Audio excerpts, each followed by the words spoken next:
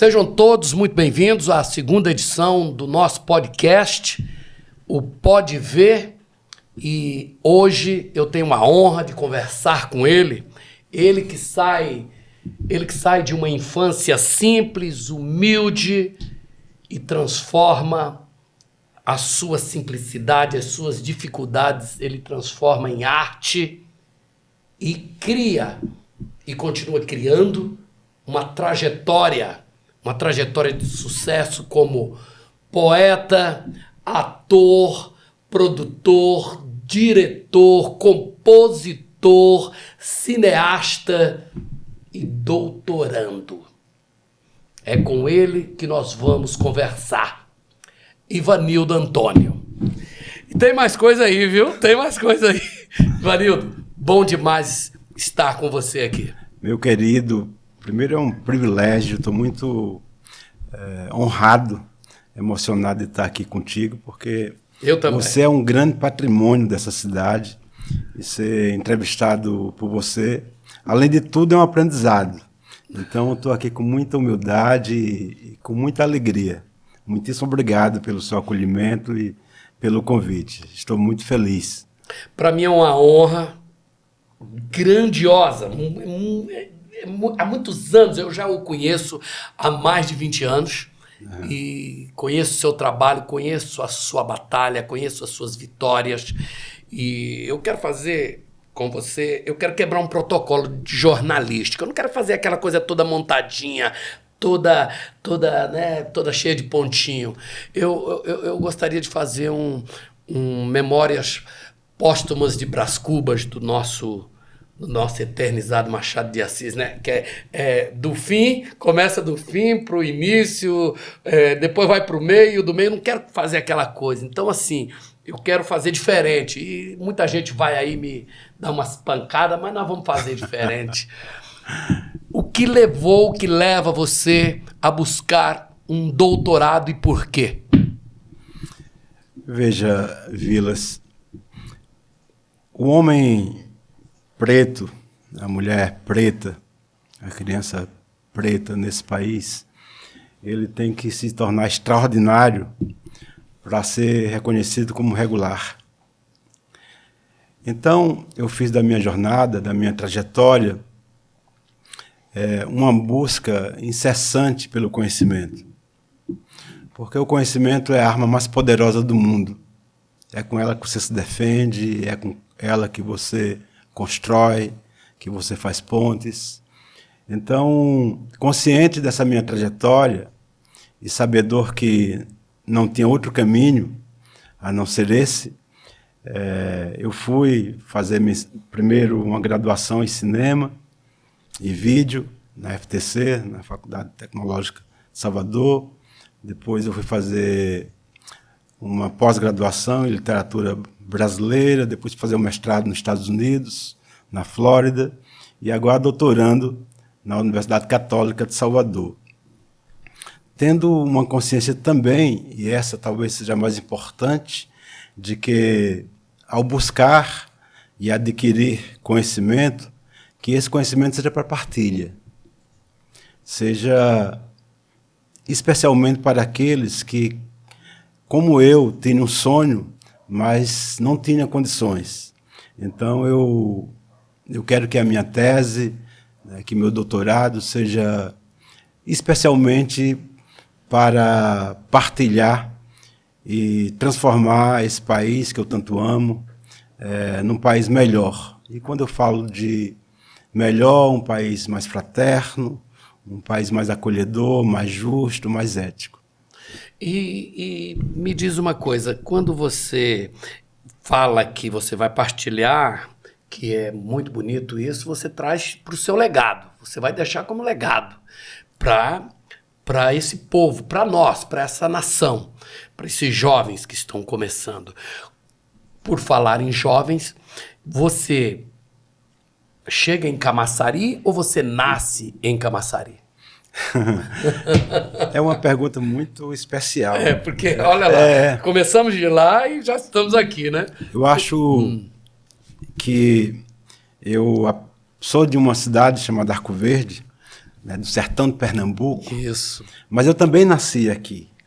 Porque você nasce quando você é descoberto. Quando uma cidade, uma terra, te dá a oportunidade de se reconstruir.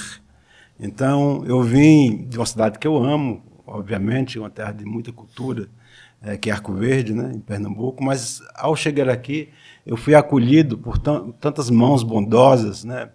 O TAC, o Teatro Amador de Camaçari, da saudosa Cilene Guedes, do Alberto Martins, por Buli Buli, né, que já era uma aldeia, uma área que eu já transitava por causa dos meus pais, né? Meu pai trabalhou em circo, né, era um homem de circo. Minha mãe, uma atriz, professora e atriz amadora. A minha tia, Josefa Valdivino, foi uma das mais importantes diretoras de teatro de Pernambuco. Então, eu tive a sorte de nascer nessa seara, né, e transitar entre o erudito e o popular, porque eu também tinha um tio que tocava clarinete. Então, do lado do meu pai, eu ouvia, né, os grandes cantores populares, né, como Vicente Celestino. Demais, bom demais. Vicente Celestino e as suas obras dramatúrgicas, como Tornei-me um Ébrio, que virou teatro também, né? Bom demais. Então, e do outro lado, Luiz Gonzaga, né? Muito Luiz Gonzaga, porque o pai da minha mãe... E da sua terra, e da minha terra, né? Embora aqui também seja sua terra, mas eu digo da sua terra. De onde eu vim criança, né? Exatamente, então, de onde você nasceu. Vovô tocava sanfona e tocava pífano. E meu tio tocando clarinete, então eu ouvia Luiz Gonzaga, ouvia Jacques do Pandeiro, Vicente Celestino. Do outro lado eu ouvia Bach, Beethoven.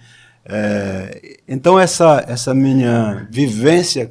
Não tinha como você escapar da arte. Não tinha.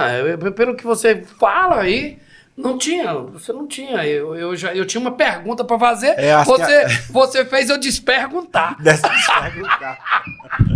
Eu acho que a arte me escolheu. Não tinha como você escapar dela. Olha, quando você tem um pai que vem do circo, uma mãe, professor, atriz, tio... Que vem da toda a sua família, porque existe nessa plataforma. Existem pessoas que não vêm de uma plataforma de família artística, mas você veio, não tem como você fugir disso. É engraçado porque eu vim dessa família e a minha plebe, na minha geração posterior, que é a minha filha, hoje é poeta, já tem 2 livros publicados e é atriz, o livro está em cartaz. Eu ia te perguntar sobre a poesia. A poesia, quando você busca poesia, é por trauma, ou por esperança, ou por algo que a gente não saiba, ou dificuldade? Você se emocionou aí. Onde é que a poesia? Como é que você busca ela? O meu grande sonho, desde criança, era ser cantor. Né? Porque nas peças de teatro que minha tia dirigia, escrevia também, e a gente atuava, a trilha sonora era ao vivo. Né? Então tem um grupo de cantores, que era um coral lá de Arco Verde, fantástico, que fazia a trilha sonora ao vivo. E eu via aqueles meninos e aquelas meninas da minha idade cantando, e eu tinha muita vontade de cantar. Mas eu era muito desafinado. Então eu lembro quando eu, por gostar muito, começava a cantar e tinha... Eu lembro como hoje... Eu sou até hoje, não tem jeito para mim. Um adulto tem, todo mundo tem jeito. A gente vai conversar sobre isso. Eu tenho voz e não consigo cantar. É importante falar isso com você. Vamos falar sobre isso. E aí eu comecei a cantar, a pessoa falava, cara, você é muito desafinado, é horrível. E você, como criança, você absorve isso. Né? Então é importante você saber o que fala para uma criança. Claro, né? Isso é que era o meu sonho. E aí eu, naquele momento, percebendo que eu não conseguiria ser um cantor, aí eu comecei a escrever tanto poesia como letras de música. E também comecei a compor, mas para compor eu ia para o banheiro, para um lugar que ninguém me escutasse, e aí era só você fazia a letra, fazia a melodia e dava para alguém cantar. Né? Então a poesia ela nasce daí, dessa necessidade de ter um instrumento meu a serviço da música, que era a poesia como letra de música, né? E depois de muito tempo, eu fui fazer terapia, porque tinha uma coisa que me incomodava muito, que eu sempre escrevi sobre a solidão. O meu trabalho sempre foi perpetuado pela solidão, tanto na música, como no teatro, como na poesia, no cinema. E havia em mim uma angústia que não passava, né? E por mais que eu estivesse com as pessoas que eu mais amasse, essa minha angústia da solidão não passava. Eu fui fazer terapia. E aí eu lembro como hoje que a terapeuta falou: fale da sua infância, qual era o seu sonho? E aí eu comecei a chorar. E aí ela fale. Eu falei: não, meu sonho era ser cantor. Aí ela respirou e falou: olha, a partir de hoje você não vem mais para a sessão de terapia. Eu sei que você está passando uma fase difícil de grana, você não teria grana para mim pagar para continuar e para pagar um curso de música. Então você, em vez de vir para a terapia, faça um curso de canto e daqui a 6 meses você volta. E eu voltei depois de 1 ano com o meu primeiro disco gravado, que eu fui lançar nos Estados Unidos com Del Feliz, que para mim é um grande mestre, com Luci Alves, que é Nossa, sanfoneira. Que é outra querida, uma amiga, irmã querida. Depois fui para Londres, fui para a França, lançar em Paris, e aí já é o meu segundo disco, né? E hoje, ao lado do teatro, da poesia, está a minha música também a serviço do meu povo, a serviço da bondade, da ternura, e, sobretudo, como falei antes, da partilha. É muito bom se tocar nesse assunto, porque, ao tocar nesse assunto, você falou uma coisa que é interessante. Eu também gosto muito de cantar, mas eu não dou para isso, eu não consigo. Eu não consigo. Consegue, porque se você fala, você canta. E sofro com isso, hein? Não, então você, a partir de hoje, você não vai sofrer mais. Tem aqui, em Camaçari, os melhores professores de canto da Bahia. Nós temos o mestre Enoque. O mestre Enoque, ele não é um professor, ele é um mestre. Devo muito a Enoque, porque ele pegou em meus braços e disse: você consegue. Tem Teco Nil, que é outra professora maravilhosa. E está vindo aqui cantar uma música conosco, espero que dê tempo de chegar, o Regé FX. Regé FX hoje é um dos grandes professores de canto, além de ser um músico extraordinário, um músico extraordinário. Eu acho ele extraordinário. Ele é de pintadas. Além de ser um grande cantor, ele é um grande professor de música. Então você já te indiquei 3 nomes. Não, tem mais. Você já me colocou numa jaula aí que eu só saio cantor agora. Vá para o curso de canto. Escolha um dos 3. Faça. E daqui a 1 ano me convide para uma outra entrevista para nós cantarmos juntos. Nossa Senhora, aí é um sonho, Ivanildo. Olha só. Vá ontem para o curso. Olha só, a gente foi lá, a gente começou lá no dia de hoje do que você está fazendo, seu doutorado. Aí você já está aí, já numa condição onde você já foi para os Estados Unidos, já foi para a Europa, mas aí a gente retorna, né? Vamos retornar um pouco. Você encontra, quando você decide ser artista, quando você vê que a arte ela é o seu caminho, você encontra no meio, você encontra o preconceito, a discriminação, as pessoas do meio, porque no nosso meio, todo meio tem a hipocrisia, existe ela também. Você encontra essa resistência no meio também? Eu vou lhe contar uma história da minha infância. Meu primeiro espetáculo de teatro foi um auto de Natal, que chamava-se Em Uma Noite de Natal. Uma Noite de Natal. Era Em Uma Noite de Natal. Esse auto ele contava a história de um casal de agricultores que tinha uma filha, naquela época, né, 40, 50 anos atrás, chamava-se paralítica, né, uma filha com uma deficiência.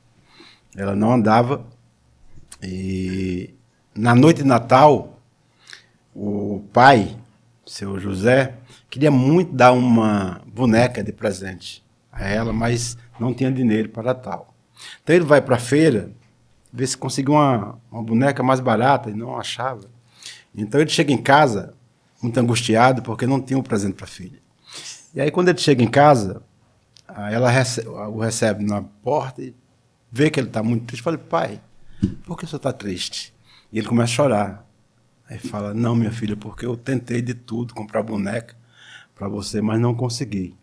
E ela fala o seguinte, pai, não se preocupe, hoje é Natal e o menino Jesus vai trazer o meu presente.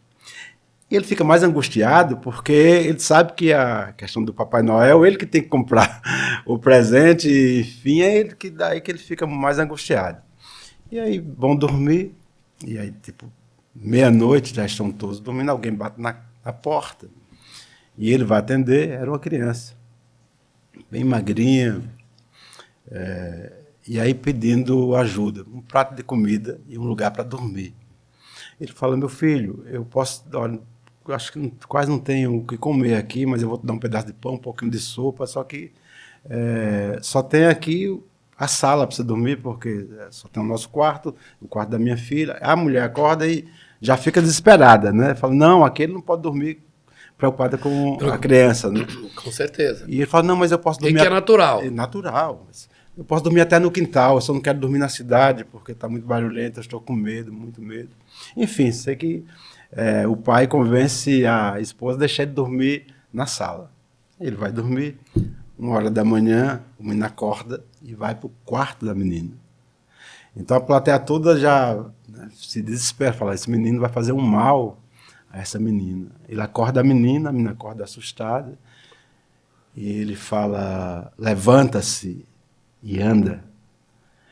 Aí ela, não, eu não consigo, eu sou paralítica. Estou usando o termo da época, né? Eu sou paralítica. Claro. Aí ele diz, levanta-te e anda. Ela, não consigo.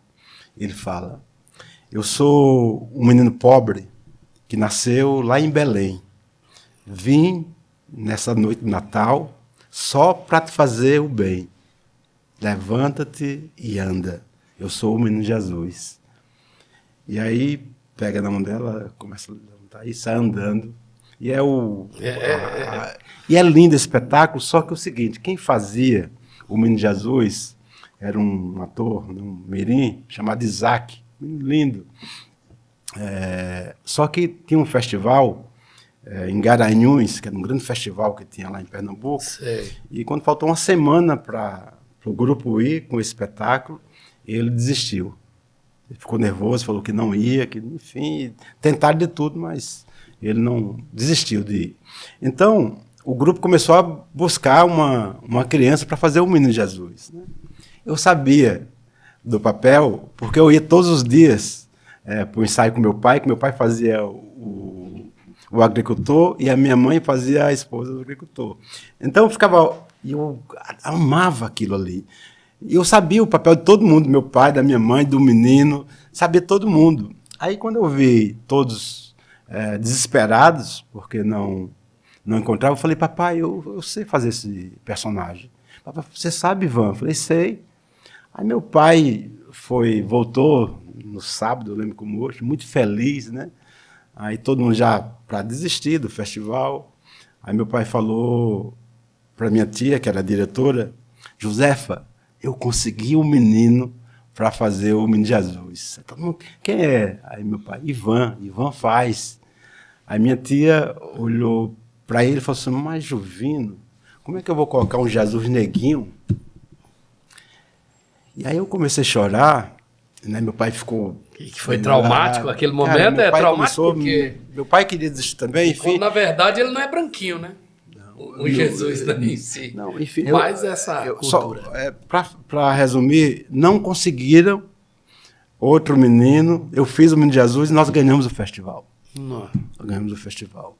Então, desde criança, eu me deparei com o racismo. E com essa resistência. E com essa resistência.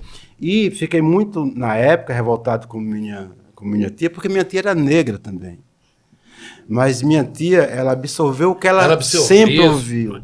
Ela não tinha culpa nenhuma. Ela não tinha culpa. Só que eu fiz da minha rejeição, dessa rejeição, E para você talvez foi a sua luta, foi a sua bandeira, né? Porque eu falei assim, no começo eu pensei, poxa vida, Jesus não pode ser negro, mas depois eu falei, eu quero mudar isso.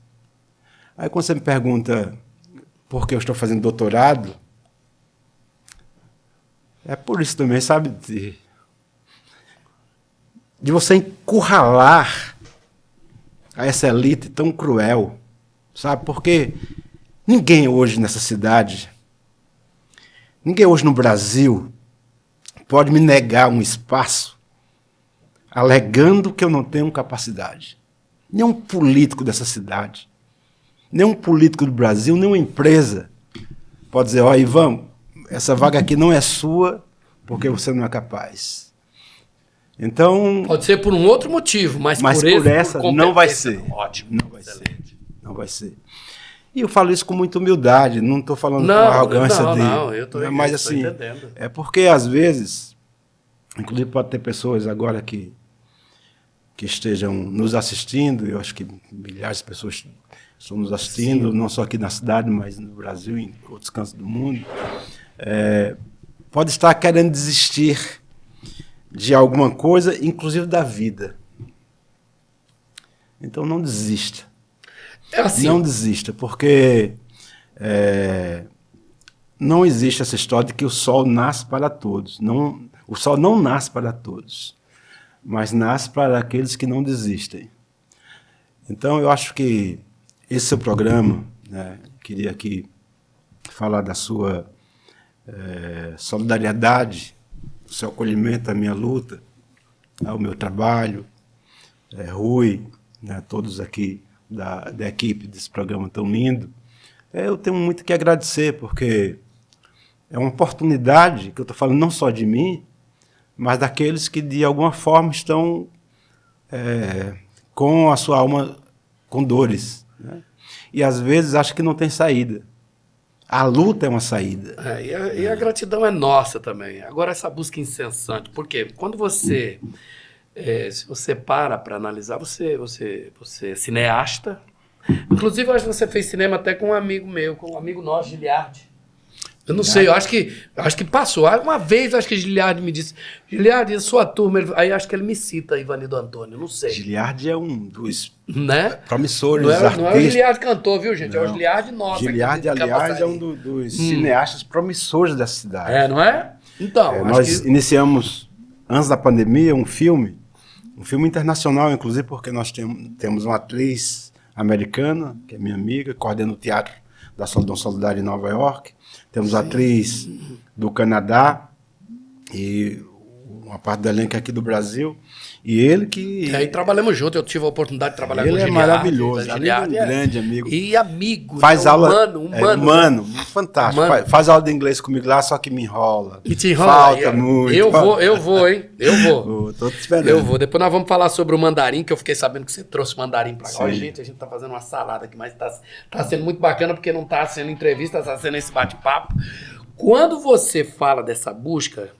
Quando eu digo para você, você já era ator, você é cineasta, produtor, diretor, mas você não para. Você não para de buscar. É por isso que eu pergunto, essa busca sua também, ela não é... Ela, às vezes, ela não te faz mal, né? Ela te faz bem ou em algum momento você para assim, quando é que eu vou parar? Você já falou para você mesmo, quando é que eu vou parar? Não. Isso é ótimo. Não, porque então você parar... Então você não vai parar. Não vou, então porque você não vai assim... parar. Quando é que você chega na televisão? Vamos falar aqui da TV. Quando é que você vai pra TV? Quando é que você vai pro cinema? Me conta pra gente um pouco da sua história na televisão, em série, em TV, novela, filmes.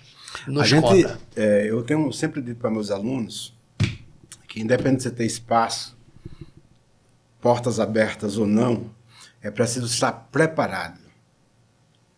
Para quando o cavalo passar, você montar. Montar, né? A vida é feita de oportunidades. Quando né? essa porta se abrir, você... A oportunidade não pode ser perdida. Não pode, porque alguém venha. E se você não estiver pronto... Se não estiver pronto, você já tem foi. que estar. Aliado a isso, também tem uma questão de sorte também. Também. De grandes parceiros, né? Grandes amigos. Essa questão da parceria, eu já vou falar do cinema. Eu estava assistindo o seu programa a semana passada e eu fiquei tão emocionado e ri tanto com o Rômulo, né? Com o Rômulo Maranhão. Rômulo Maranhão. Seu conterrâneo também, também assim, são conterrâneos. Uma alma. Eu estou aqui uma batendo alma... recorde. Eu estou batendo recorde em pernambucano. É a segunda edição. E uma alma muito gentil, Solidário, um dos grandes empreendedores dessa cidade, né?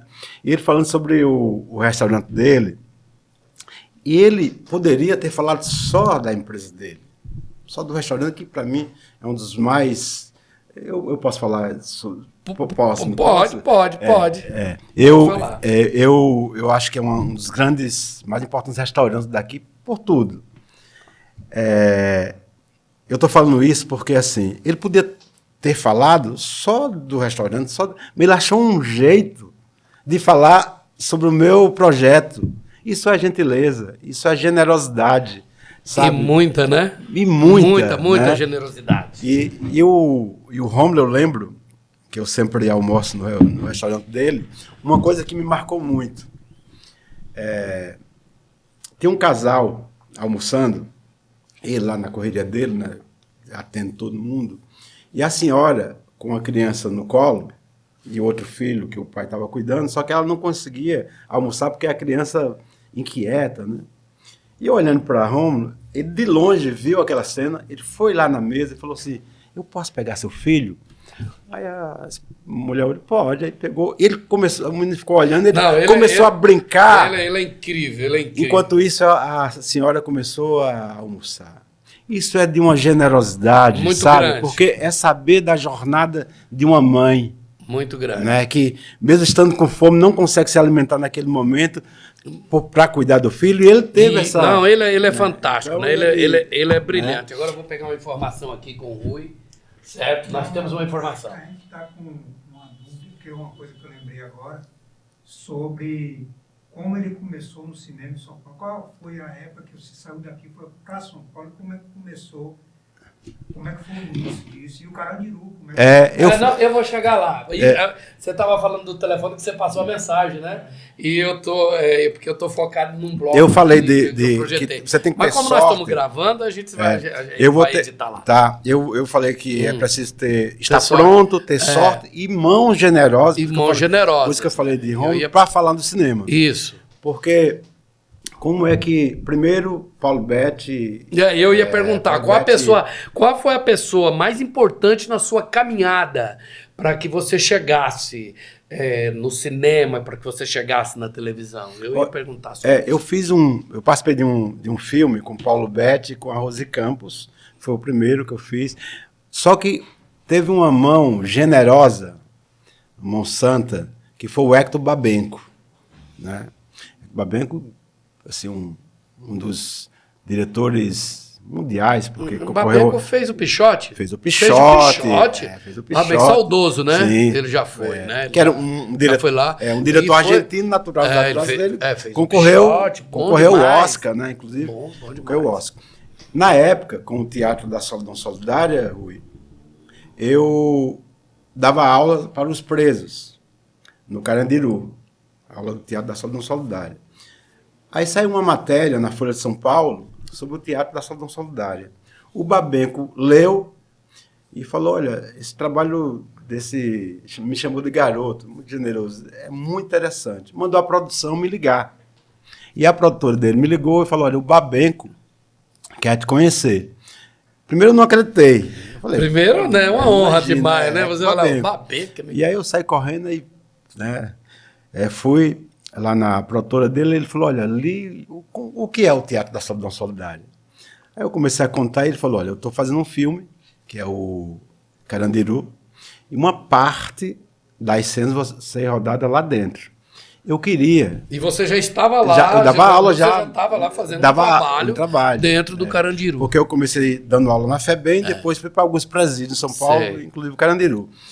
Eu quero que você selecione alguns dos seus alunos para participar do filme. Então, existem ainda pessoas que não sabem que alguns atores ali eram detentos. Tem muitos atores ali que não são profissionais, eram meus alunos e alunos dos professores lá. Que interessante. Né? E aí, foi assim que aconteceu. E ele, mais generoso ainda, porque na época eu nem pensava em participar como ator do filme. Até é uma participação muito pequena, ele brincava comigo, porque ele falou, ó, Ivan, você indicou vários dos seus alunos, você tem que participar do filme. E eu falei, tudo bem, você vai fechar o filme. Aí eu falei, ok. Então, tudo. Se ele falasse pra mim, ó, você vai dar uma piscadinha no filme, uma piscadinha. E foi assim.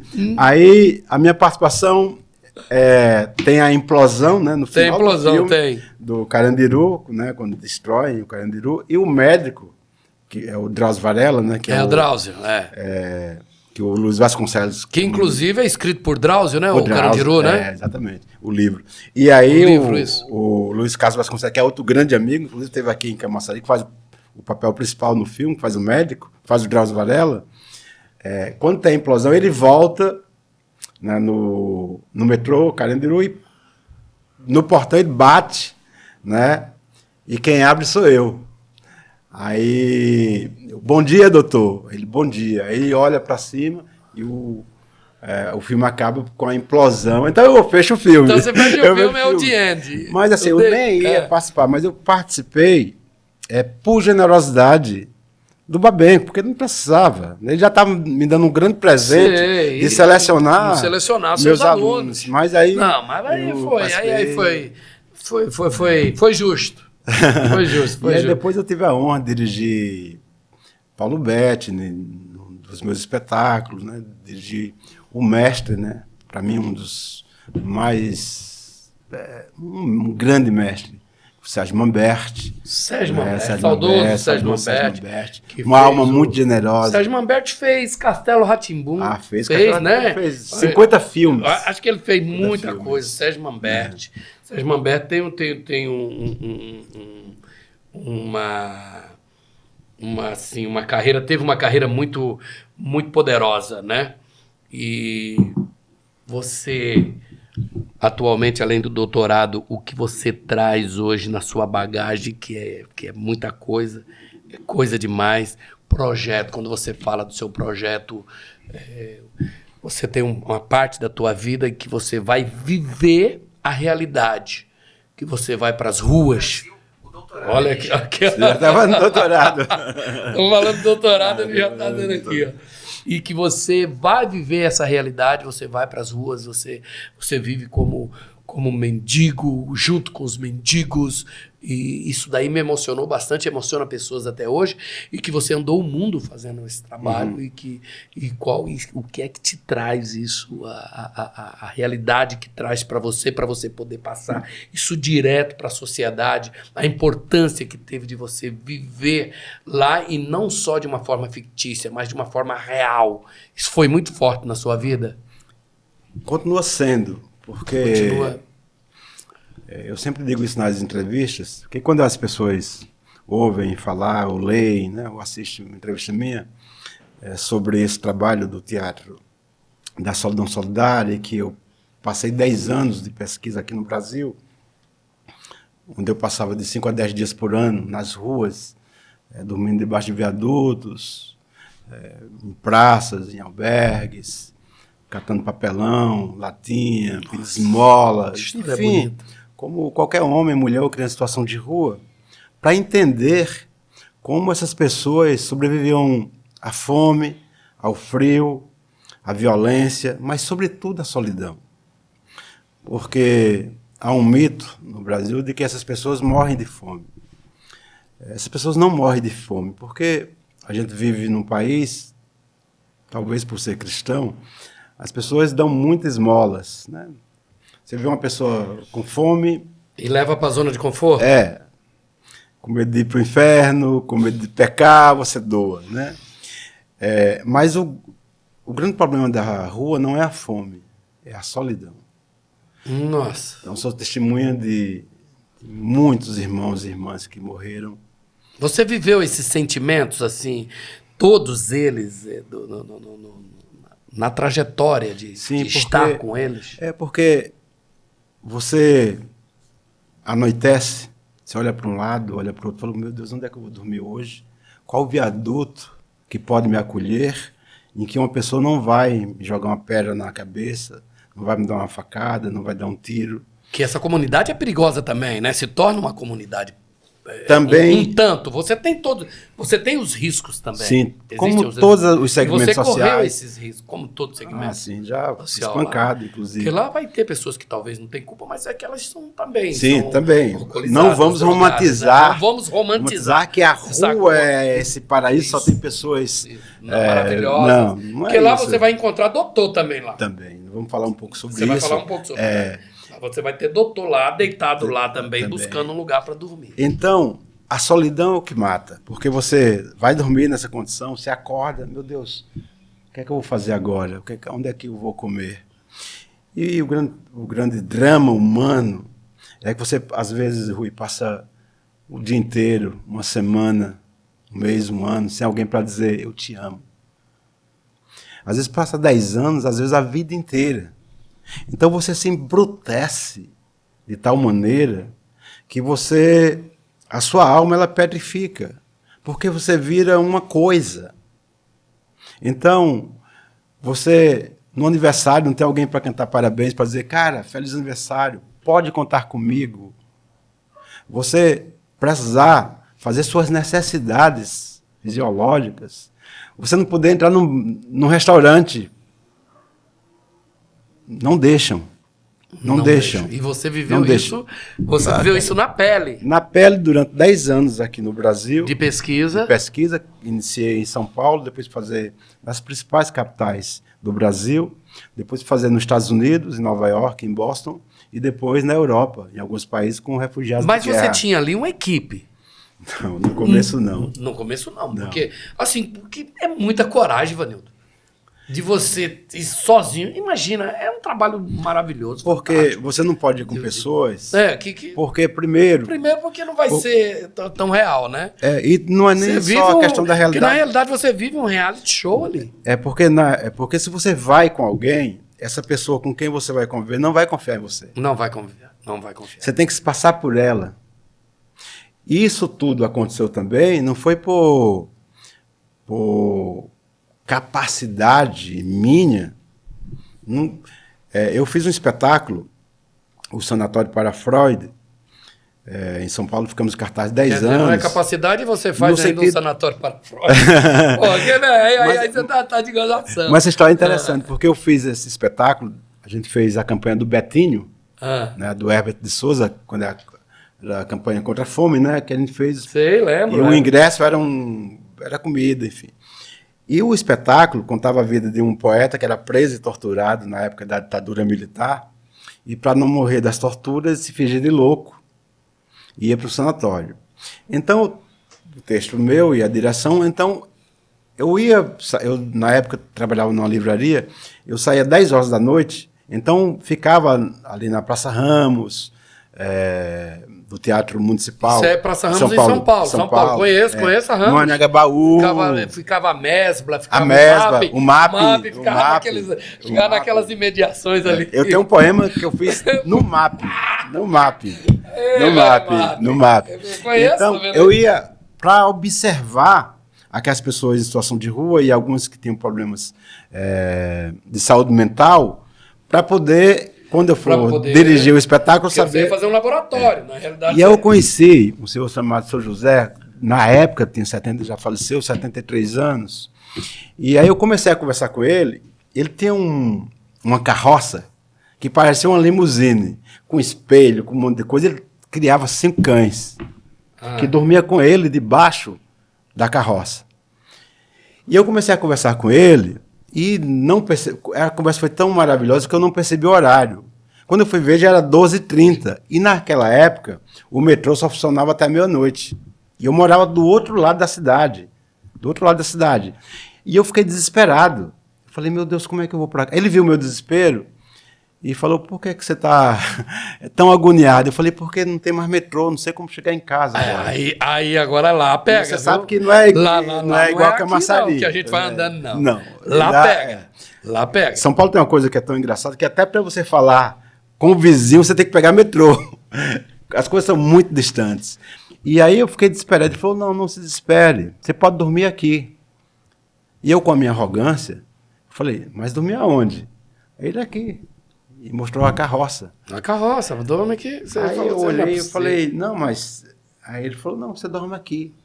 Aí eu falei, querendo me livrar, mas não sabendo como. Eu falei, mas e o senhor? Ele falou, já estou acostumado, meu filho. Ó, vá descansar, que eu fico aqui fora. E começou a beber uma cachaça. Eu entrei e fiquei meio... Falei, acho que esse velho vai me matar. Mas não tinha outra... Cara, muito frio, muito frio, muito frio. E aí, 4 horas da manhã, eu nem dormi, só fiquei... Não, você ficar só encolhido, porque o sono não vem. Os 5 cães, um fora com eles, 4 perto de mim. E eu fiquei lá e 4 horas da manhã eu levantei, peguei o metrô e fui embora. Só que no outro dia eu fui trabalhar e a imagem dele não saía da minha cabeça. Vinha como um grande anjo o tempo todo. E aquilo me inquietava de uma forma que eu não conseguia pensar em outra coisa. Eu falei, eu tenho que ir novamente lá. Uma semana depois eu voltei. E aí eu falei, olha, eu queria te fazer uma pergunta. Ele, pode fazer, meu filho. Eu falei, como é que eu faço para entender a rua? Ele falou, para entender a rua, tem que estar nela. Ele me deu a dica. Ele me deu o caminho. A partir daí foram 20 anos de pesquisa, 20 anos. Então eu devo grande parte dessa jornada a esse homem que nada tinha, a não ser a sua grande alma, a não ser o seu grande coração de me acolher naquela noite fria e me dar o mais importante, o caminho para a minha pesquisa. Aí não parei mais. Depois fui para... São mais de 20 países que eu faço. Aqui quase todas as capitais do Brasil. E de tudo isso, o mais importante que eu vou falar agora, eu devo mais a essas pessoas do que elas a mim. Eu aprendo muito mais com elas do que elas comigo. A partir da minha pesquisa, eu me tornei uma pessoa menos arrogante. Ainda sou, mas me tornei uma pessoa... Trabalha isso o tempo todo, eu também trabalho o tempo todo. Menos arrogante, menos egoísta. Que a gente tem um coração melhor. A gente se magoa muito quando alguém fala mal de mim. Eu aprendi nas ruas. Eu falei, cara, por que eu estou magoado? Quem sou eu para as pessoas não falar mal? Quem sou eu? Então, quem sou eu para as pessoas não falar mal? Essa aí é boa, essa é forte. Porque quando essa eu vou postar, viu? Quem sou eu? Você percebe que você... Cara... Quem é você? É um grão de areia. A gente não é nada. Então quem é para não falar mal da gente? Para não falar mal da gente. Então tá tudo certo, é tudo um aprendizado, né? Tudo tá. E esse trabalho, Ivanildo Antônio, isso tudo você também usa como um material, como um elemento de transformação, como uma ferramenta de transformação. Eu não acredito, não sei se você crê, uma criança, ela não nasce bandida, ela não nasce... Quem nasce com fuzil na mão, ela não nasce, diz Nelson Mandela. Você não nasce com fuzil na mão. E essa busca, o conhecimento, eu acho que somente com a educação nós poderemos transformar o mundo. Você deixou bem claro aí que nada detém o conhecimento. Você tem se deparado com pessoas adolescentes difíceis de se lidar, e como é que você consegue essa transformação, já conseguiu transformar pessoas em algo melhor, e em algum momento também você teve dificuldades, e essas dificuldades para você é um desafio? Primeiro né? Me transformei. Mas quando eu digo a transformação... Sim, eu entendo. Você entendeu? Não é a transformação. Sim. Você vem de uma dificuldade. Eu digo Sim. Agora... Da situação social... Porque é que o teatro da solidão da violência, etc. E é não só apenas eu... Você perguntou se eu não tenho equipe. ao longo da jornada, pessoas sim. foram se incorporando, anjos de luz. Então nós temos hoje coordenações do Teatro da Solidão Solidária em vários cantos do mundo, São Paulo, né, o Zig, Raimundo Medeiros, Humberto Marambaia, a Carô Carvalho, enfim, no Ceará tem a Márcia Ribeiro, enfim, vários cantos. Eu não vou falar todos aqui porque não eu vou ser injusto com alguns que eu vou esquecer, mas nós temos hoje esses anjos de luz que acolheram a minha jornada e me ajudam a levar esse projeto para o mundo inteiro. Como é que a gente consegue não transformar as pessoas? Porque ninguém transforma ninguém, elas se transformam. O que a gente faz, com muita humildade, é abrir alguns caminhos que são espelhos, para as pessoas se perceberem como grandes, perceberem que elas têm a própria luz, que elas têm a própria força. Então, eu não lido na minha caminhada, nessa minha trilha, apenas com pessoas em situação de rua, com egressos do sistema prisional, com adolescentes em conflitos com a lei. O Teatro da Solidão Solidária é uma aldeia que acolhe todos os segmentos sociais. Então nós temos empresários, nós temos psicólogos, nós temos médicos, advogados, artistas, professores, comunidades quilombolas, povos originários. E por que isso, meu querido, amado Vilas? Porque cada um de nós tem um saber. E é preciso juntar esses saberes. Porque a divisão de classes e essa desleal concorrência entre um homem e o outro, quando eu falo homem, estou falando no ser humano, né, é que nos impede de enxergar a luz do outro. Então, eu ministro oficinas do Teatro da Solidão Solidária para todos os segmentos.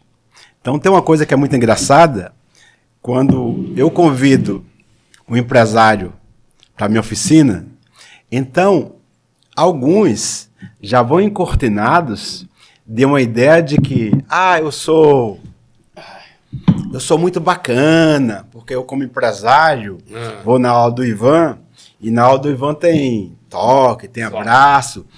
Gratidão, querido. Gratidão. Então, eu vou abraçar uma pessoa em situação de rua, um egresso, então eu sou muito maravilhoso. Não é um projeto específico para simplesmente essa situação. Não, é para o ser humano. É para o ser humano. Porque a solidão, ela perpassa todos os segmentos sociais. O mundo está doente? O mundo está adoecido. E é nesse processo de adoecimento que entra o Teatro da Solidão Solidária. Porque quando esse empresário vai para a minha aula, ele vai pensando, eu sou maravilhoso, que eu vou ajudar aquela pessoa em situação de rua, dando roupa, dando emprego, enfim. Só quando chega lá, a gente faz as aulas, teatro, voz, corpo, e depois coloca todo mundo descalço, sentado numa roda de conversa. Você, doutor Ricardo, qual o momento mais feliz da sua vida? Ivan, naquela época que... foi quando minha filha completou 15 anos, e eu mandei ela para Disney. E aí, quando voltou, a gente fez uma festa surpresa, ela ficou muito feliz. Eu acho que foi o momento mais feliz, ver minha filha feliz, e o momento mais triste. Naquela época do plano Collor, que sequestraram a nossa grana, eu tive que vender fazenda, vendi uma das casas, uma das minhas empresas fechou, a outra ficou quase ia para falência, e nesse momento eu pensei em suicídio. Você pensou em suicídio? Pensei em suicídio, Ivan. Professor Ivan. E você? Vou aqui citar um nome fictício para não expor. Juvenal. Qual o momento mais feliz da sua vida? Seu Ivan, foi quando eu estava no Cadeão, e no dia da visita, minha companheira foi lá com o meu bruguelinho de 6 meses. Quando eu coloquei ele no meu braço, ele riu. E naquele momento eu falei, olha, não posso dar essa vida que eu tenho para o meu filho, eu tenho que mudar. Então esse momento, para mim, foi um milagre. O seu projeto é um divã. Também. Então, o seu projeto é um divã. Então esse momento foi... e qual o momento mais triste? Seu Ivan, foi naquela época que A tropa entrou no cadeão, na rebelião, e atirando todo mundo. A gente tem que se jogar no chão, pegar sangue daquele já estava morrendo, passar na gente. Caía e não podia nem respirar, porque os cães passavam por cima da gente. E quem estava respirando, o pessoal terminava o serviço. Então, aquele momento foi o momento mais triste da minha vida. Tá, e depois? Você terminou de cumprir pena? Depois eu terminei de cumprir pena. Foi um caos ali, foi um caos. E depois eu já tinha separado da minha companheira, ficou lá com outro cara, eu pensei em matar ela, mas já estava fazendo aula com vocês. Vocês mudaram a minha cabeça. E você ficou... Você está há quanto tempo na rua? Depois você ficou na rua, estou há 20 anos na rua. Mas você passou 15, 20 anos preso. Agora 20 anos em situação de rua. Quer dizer, ele passou a vida dele inteira na exclusão. Mas você já pensou em suicídio, né? Não, seu Ivan. Nunca pensei em suicídio. E eu estou aqui porque eu tenho uma esperança de sair dessa vida aqui. Eu quero melhorar. Esperança. Aí o empresário, que já pensou em suicídio, aí ele começa a repensar a sua história. Repensa. Cara, como é que eu tenho uma rede de proteção, amigos, família, e já pensei em suicídio? Então quem ajuda quem? Essa pessoa que nada tem, com seu exemplo de sobrevivência, ajuda esse empresário a não morrer. E nesse sentido, começamos a uma montagem do espetáculo. São dispositivos, né? Dispositivos, são gatilhos. São então, gatilhos. A gente incorpora todos os segmentos sociais na mesma montagem do espetáculo. Aí eu chamo Paulo Betti, que é um grande parceiro. Paulo Betti, faz uma pontinha lá, né, para Sérgio Mamberti, Zé Cabaleiro, me ajude aqui na trilha sonora. E aí a gente coloca empresários com pessoas em situação de rua, policiais, todos juntos no espetáculo. Não apenas para o espetáculo, mas para a convivência, para um entender o outro, a alma do outro. Coletividade, né? E com isso, nós já conseguimos emprego para várias pessoas em situação de rua, pessoas que pensavam em tentar suicídio, não pensam mais. Então, o Teatro da Solidão Solidária, se tem alguma grandeza, é essa de ser ponte. Né? Quando você fala desse coletivo, algumas pessoas não entendem que... Por exemplo, você chega num restaurante onde mesas são colocadas, aqueles bancos que ficam de frente ou cadeiras, as pessoas sentam ali de frente e mal se cumprimentam e não conversam. Aquilo ali é uma ideia. Sim. Aquilo não está à toa no metrô, em algum lugar, onde as pessoas estão ladeadas, mas não se falam. Nós passamos, como você fala, o mundo está adoecido, porque as pessoas não buscam essa... E não se importam, devido ao caos também, que às vezes se instala, elas são preocupadas com essas questões de puxar papo, de não querer conversa. Muda de estado para estado. A Bahia, por exemplo, é muito bem acalorada. Mas você chega em São Paulo, no Paraná, você já tem uma dificuldade. Já é uma resistência. Estão expulsando, né? Já não é uma resistência. Rio Grande do Sul, já é uma resistência dessa coisa. Olá, como é que vai, meu rei? Como é que vai? Não tem essa coisa. Não tem um acolhimento. Não tem esse acolhimento, mas existem outros. Cada um tem os seus valores e os seus problemas, né? As suas diferenças culturais. Sim. Eu acho que é uma e eu questão de tenho, cultura. inclusive um jornalista, um dia desse estava me perguntando, Ivan, eu tenho percebido que você tem trabalhado menos com pessoas em situação de rua. E é verdade, o meu doutorado também tem a ver com isso. Porque eu trabalho muito com empresários, com psicólogos, com médicos, enfim. Sobretudo com empresários, porque eu vi uma história uma vez que também me abriu um caminho. Tinha 2 pescadores, 2 amigos pescando, e de repente eles perceberam que uma criança caiu no rio. O que não sabia nadar ficou desesperado, o outro que sabia nadar pulou e foi trazendo o menino. Quando foi chegando na margem, viu que outro menino tinha caído na água. Ele foi lá e buscou o menino, voltou, o terceiro caiu. Ele voltou, quando o terceiro, o quarto caiu, aí ele não pulou mais na água. Ele começou a correr por trás do monte, e o outro desesperado, você não vai salvar o menino? Ele falou, vou, mas primeiro eu quero saber quem está jogando. Então... A loucura isso aí, hein? Porque eu tenho que saber... Isso é uma metáfora. Por que essas pessoas estão na rua? Que sistema é esse tão brutal, tão cruel, que os joga e os deixa lá? Mas eu não vou para essa busca por julgamento. Eu vou para essa busca para, a partir do momento que eu me depare com quem ou com o que o Todo-Poderoso, que o Deus menino, me dê força e sabedoria para transformar essas pessoas pela bondade. Ivan, isso é uma utopia, pode ser. Mas Nelson Mandela foi um homem que acreditou na sua utopia. Jesus Cristo foi um homem que acreditou na sua utopia. Gandhi e tantos outros. Não estou me comparando a eles, seria muita arrogância de me comparar a qualquer um desses que citei, mas eu tenho como influência. Você tem como influência, como exemplo. Como exemplo. Então claro. Eu quero entender quem joga. Exatamente. E por que joga. Para ver o que eu posso fazer. Porque muitas pessoas que chegaram no Teatro da Solidão Solidária eram homens e mulheres violentos. Eram pessoas que não conseguiam perdoar. Tem casos de homens que estavam 10, 15, 20 anos sem falar com o pai. E voltaram a se falar. Voltaram a se falar e a conviver juntos. Filhas que não falavam com a mãe, com a irmã, com a amiga, com o amigo.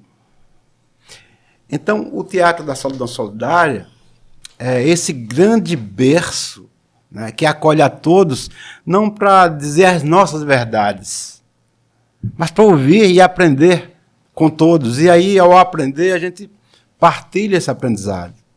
Porque a questão, você falou sobre a questão do mundo estar adoecido. Né? Está porque a gente não consegue se perdoar.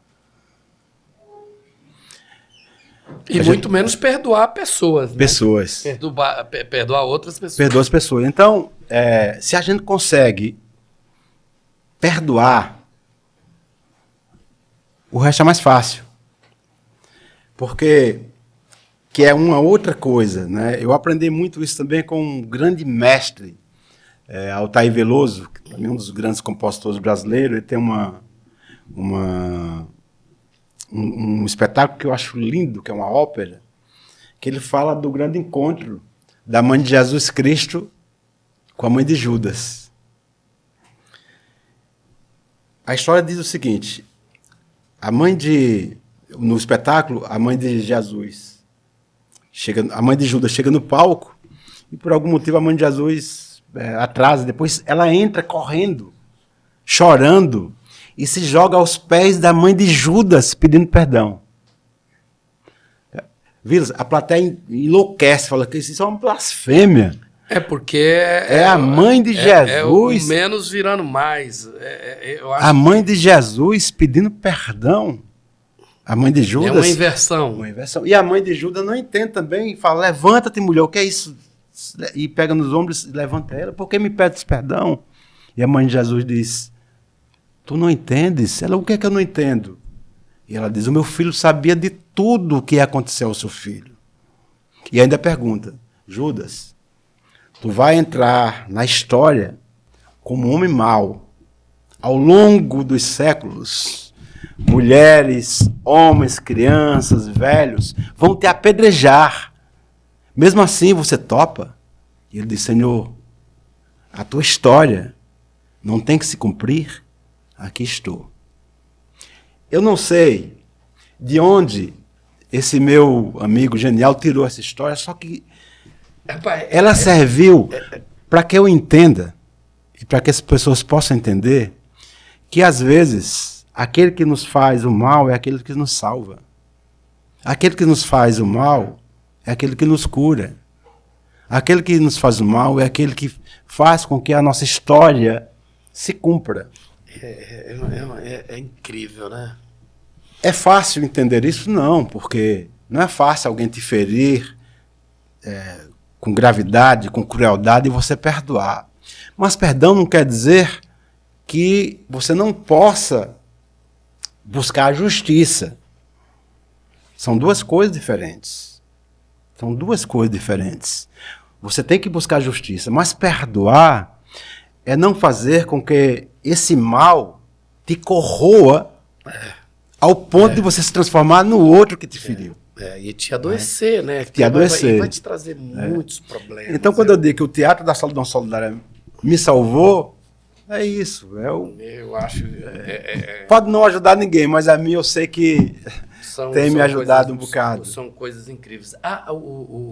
O ensino, a escola pública, ela tem melhorado, ela ajuda, crianças não precisam, jovens não precisam se vitimizar dentro de uma escola pública, porque nela você também busca o conhecimento.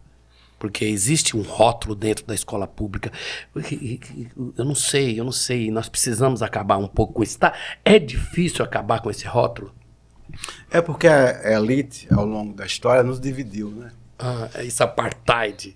Houve esse apartheid. É aquela escola que abriga o filho dos ricos e aquela que abriga os filhos dos pobres, que é a escola pública. Então, enquanto...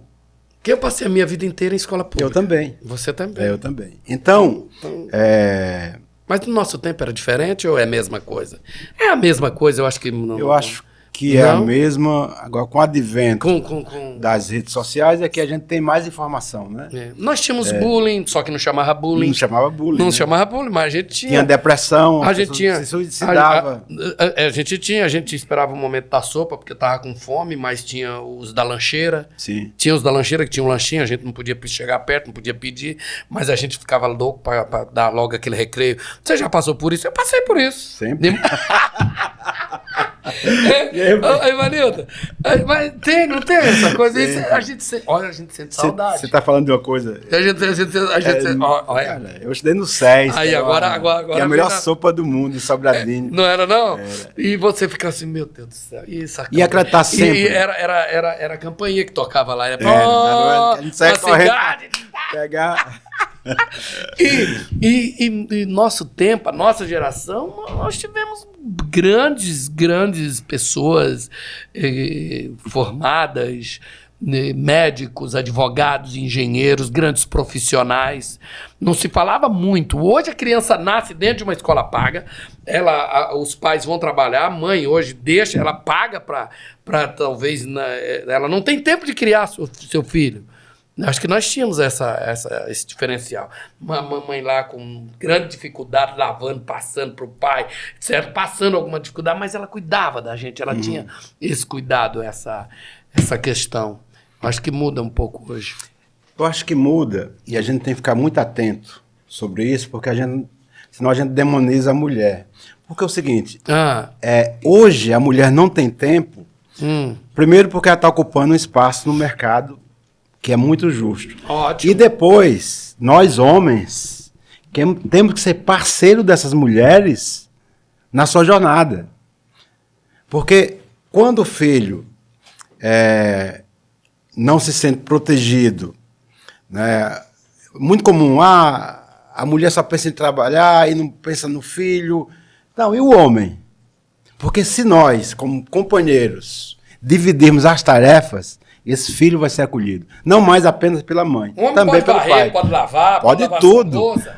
Não, eu gosto de lavar a louça. A grande revolução eu acho a que grande revolução humana tem que tirar ser parceiro do outro. Tem que tirar esse carrancismo do homem. A grande revolução humana de hoje, contemporânea, é você não rir de uma piada que o outro companheiro faz sobre a mulher. É você não rir com um companheiro que faz uma piada sobre um negro, sobre um judeu, sobre um gay. Que é um grande desafio, né? Eu acho que é o grande desafio. Falando em desafio, só para eu terminar a minha parte, eu fiz um desafio. A você...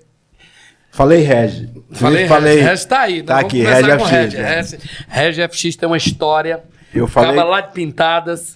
Certo? Eu falei que... Nós vamos falar sobre isso. Ele falou que o grande sonho dele era cantar. Eu falei, cara, você tem grandes mestres professores de canto e Regi FX. Tá vindo aí. Eu quero fazer duas coisas. Eu acho que eu te contei, né? O que eu passei, já contei para o nosso público. E as pessoas já sabem pelo processo que eu passei, que ainda passo numa vigilância.